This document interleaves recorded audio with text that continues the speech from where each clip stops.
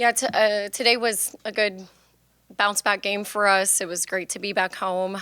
Kind of felt like we were on the road for about a month, even though it was only a week. But it was great to be back, great to be in front of our fans, get back and just, kind of pick ourselves up and move forward. And I thought that the first quarter was really telling for us of just, the frustration that we had coming off of a loss, and the energy that we wanted to start with was what it needed to be. I thought our kind of casualness in the second half was a little bit disappointing and not who we want to be. And that's also credit to UCF, because I thought that they were really aggressive. They just, there was no quit in them. They came out really strong and outscored us in that third quarter. But all in all, it was a good bounce back game for us. I love both y'all's perspectives on this, but you finished with 5 players in double digits. Just kind of, you have 5 players averaging double digits on the season. So how does that kind of inform your offense? And in a game like this, where you lead wire to wire, where you dominate the game in a sense, just kind of how does it feel to be able to have a balanced offense and make teams game plan for a nightmare of a roster sheet? Go first.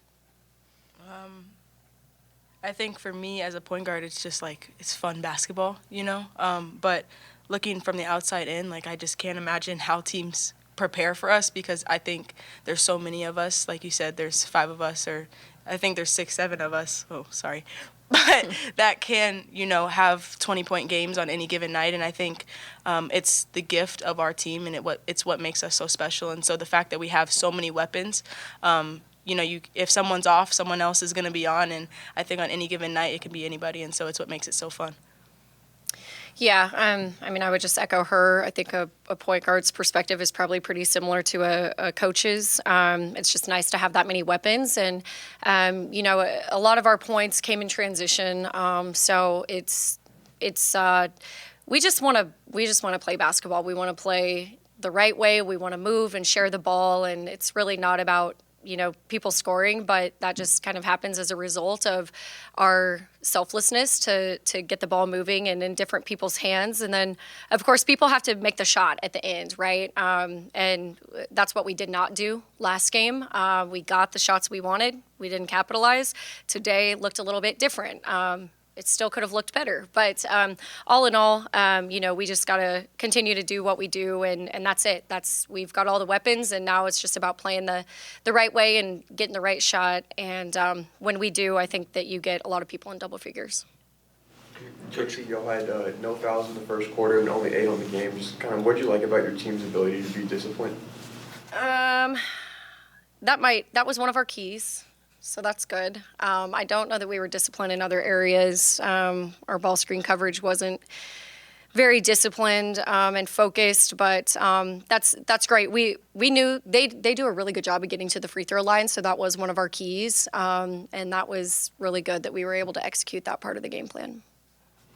It's A2 taking on her former team. Your last matchup, Amari was taking on her former team. How much do these games, where these players are taking on their old teams, how much does it make these games mean more to you guys, or is it just, any given day, same day, Yeah, I think obviously it's going to mean more. You can say that it's not, but that's just the reality of it. And I think that, there's probably an emotion for both Amari and A2 that none of us will understand, but we try and take that on for them and understand that it does mean more to them. But I think, A2, she's just such a special kid.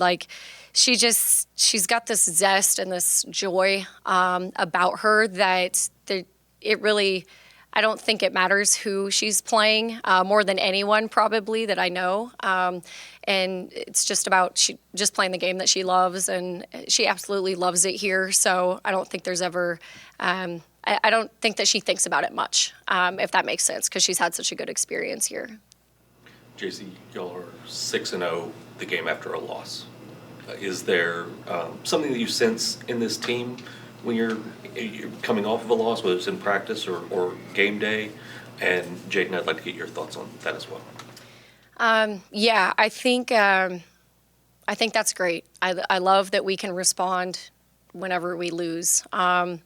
I'm really competitive, so I hate the fact that we even have to come off of a loss, and I think that all of us probably feel like pretty much almost every game that we've lost, it was because of us hurting ourselves. And I don't say that to take away credit from the other teams, but that's just the reality. I just don't think that we should have lost the last game. And, I think we all kind of have that feeling. And so I think a lot of the winning after a loss is just our intensity and hunger to get that winning feeling back and to make the necessary changes. And this group has done a good job with that. Yeah, I would agree with what Coach says. No one likes to lose. I think I hate losing more than I love to win, and I know there's pretty much everyone on our roster is the same way. And so I think for us, we got together after our Arizona State loss, and we had an off day because of rules, but we got together as a team because no one wants to lose, and no one wants to lose twice. And so we make it, upon us as a team without the coaches, just we're going to go out there and we're going to get the next one no matter, what, because we, like Coach said, we do feel like every loss that we've had, we've dropped it, and we could have controlled more things that are in our control to be able to get the wins. And so for us, it's just being able to move forward and learn from the losses more than anything. Wilney got some minutes tonight. I know Faye's been dealing with injuries. She got some minutes tonight. So just kind of, how does it feel to see your players rally around their teammates that maybe don't get as much run as they do, maybe don't get in the rotation as much as they do? Yeah, I thought our energy on the bench was great when they got in and very supportive. We talk a lot about sisterhood here, and I think that's just, kind of the outpour of that showing. UCF has really good post players, and we only got one day of prep, but in that one day, they got a lot of run in practice, giving us a look at what it would be like. And I thought they did a good job and made the most of those opportunities. So they, earned that today. Jacie, on that same topic, we saw you sub Staley out early. Is there just kind of a managing workload for your starters? I think, Jadyn had the most minutes played, and that was 30. And, most of your starters are playing near 30 minutes a game in conference play, but we saw that number significantly drop today. Yeah, there was no managing. That was definitely not the intent. Staley needed to take better care of the basketball to stay on the floor, but we're just always going to do what we have to do to win, position ourselves the best way possible. And today we had the luxury of, we did get off to a hot start, so we had a little bit of comfort knowing that we could get different people in and out, and everyone kind of did their thing while they were in. Honestly, if you look across the conference, people are playing 40 minutes. They had a kid play 39. And that's all the best teams, all the best players, they'll play 40 minutes a game, 35 minutes a game, and that's their normal. So it is a nice luxury that we have some depth where they don't have to play as much, but at the same time, whatever it takes to win. Jadyn, there was you hit a three-pointer at the end of the first quarter where you were guarded and then suddenly not guarded. It was kind of a weird situation. What's the pressure like in a moment like that for you when they just stop guarding you on the perimeter? None. I don't really feel pressure, when it comes to the game of basketball, just because, it's just fun, And in a moment like that, the coaches trust me, my teammates trust me, I trust myself to take shots like that. Would I say, that's the shot I want to take all the time? No, I like to get to my mid-range, but I know I'm capable of shooting the three. My teammates know that, and so it's about execution in coach's mind, and so, the shot came, and I was going to take it no matter what. How did your mid-range develop? Because that's something you obviously have a ton of confidence in. Yeah, I think it's a God's gift, honestly. But, hours in the gym, of course. I think you have to get better at things. I believe it's a God's gift, but also at the same time, it's taken hours and hours of practice as well. You seem to almost be leaning back a little bit when you take those shots. Is that something because you're small, or is that just something that just naturally how it developed for you? I think for me, honestly, I don't know. It's just whatever I can do to get the shot off. But a lot of times, because I am so small, I end up coming off ball screens against bigger bigs. And so I need my elevation, and I also need to have the little fadeaway at the same time. So it's really just whatever I can do to get the shot off, because sometimes I lean back and I can't really see, but you just got to do what you got to do sometimes. What do you like about your role this year on this team?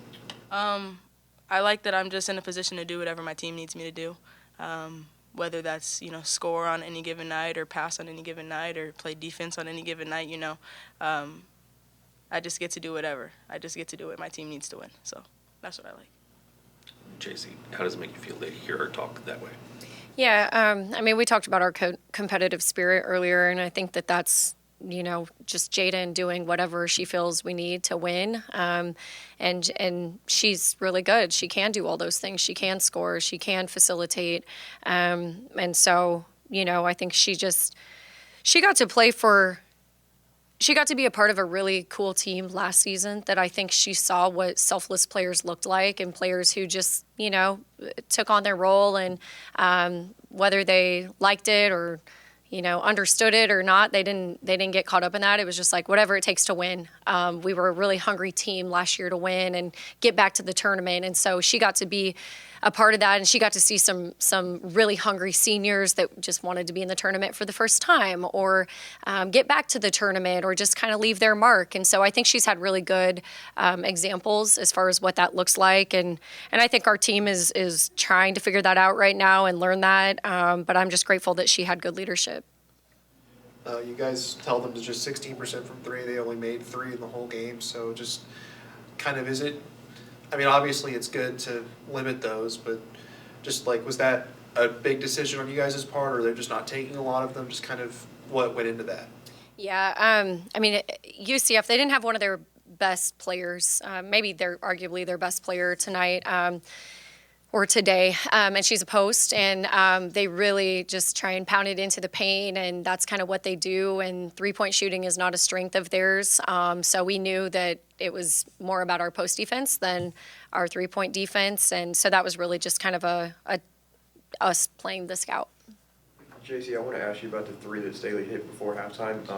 Obviously, it looked like they kind of let their guard down defensively, and is that just kind of Staley's savviness kind of taking over, finding an open spot? Yeah, we just talk about we want to play until the buzzer sounds, or even after that, and I think that was a result of maybe them relaxing and thinking we were just going to pass it in, but Staley was, smart enough to recognize that and go hunt a shot, so that was great momentum for us. And when you address the fans, you obviously talked about Texas Tech, but on Tuesday you guys face a well-coached K-State team. Is there kind of a mindset to not be like, hey, we have this big game against Tech, but we can't look up? We have to get through K-State first? Yeah, definitely not looking ahead at all. We feel like this is a chance to kind of go redeem ourselves on the road. We haven't loved who we are on the road. We've had some really great performances and some not so great performances. And so we're not looking ahead. I just said that to the fans because they don't go on the road with us. So their next game is here against Texas Tech, and that's going to be a really big one, a really fun one. But certainly we are not looking ahead at all. Last year, when K-State came here, you guys beat them by 30. Do you think they'll have any fire in their guts to try and beat you by 30? I'm sure that's in the back of their mind for some of them.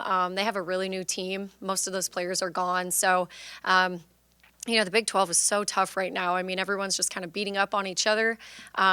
K-State, I think, is a team that is just, they're fighting to get in the tournament. They've had some really, really good wins this season, some top-ranked wins, and they've had some tough losses that I'm sure they're just kind of frustrated with. And so my point is they can be really, really good on any given night. Anyone in this league can. So, I think everyone's just focused on how can we get to the tournament, how can we play for seeding right now, and that's kind of the intensity that you see in every Big 12 game right now.